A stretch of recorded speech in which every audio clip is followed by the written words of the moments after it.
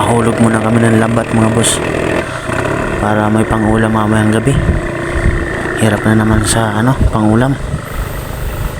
Dito lang kami sa malapit maghulog. Malapit lang sa bahay. Yan lang.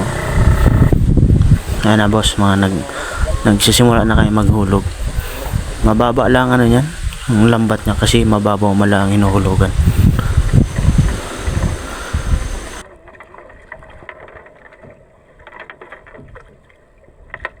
Nandiyan lang yung bahay namin, kitang kita lang yan, doon sa kantong yan.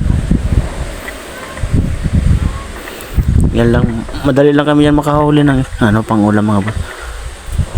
Ilang oras lang ilang oras lang yan dyan sa dagat, tapos kukunin na namin.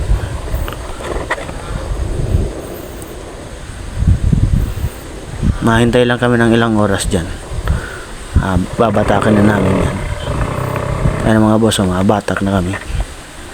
Unang batak namin dyan, nakaswerte agad, madaming huli. Mga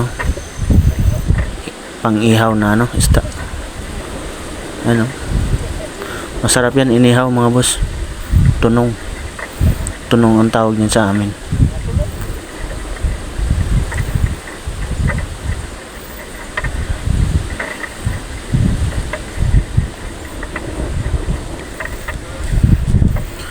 Dami din na nakuha namin dyan mga boss. Sobra sa pangulam. Madaming nabigyan. Mga kapitbahay namin dito, nabigyan namin ng pangulam. May baho na naman na bakuyan ang tulak. Grabe. Batunong. Tigyan mo. Siguro. Ako yung kulay sa aga. Marito na halian na ng tulak.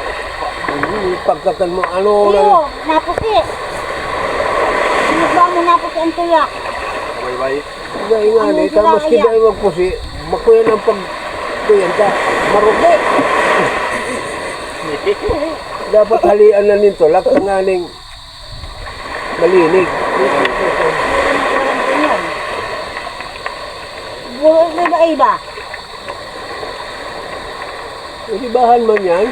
Ay, grupo. Sa telephone mo yan. Magturugang yan. Tapos ay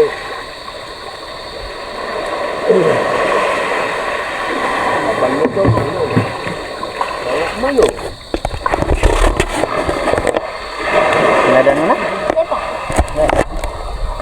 Kuha na. Lagi na mo. Gano'n yan dyan. Pilpe yan ayaw na naman. Kasi bahon. Tunong. Paana? Magatong na ito. Kuha na. Magkuha na. Ang balon. Sabi ko pa kanya. Palois. Tulak.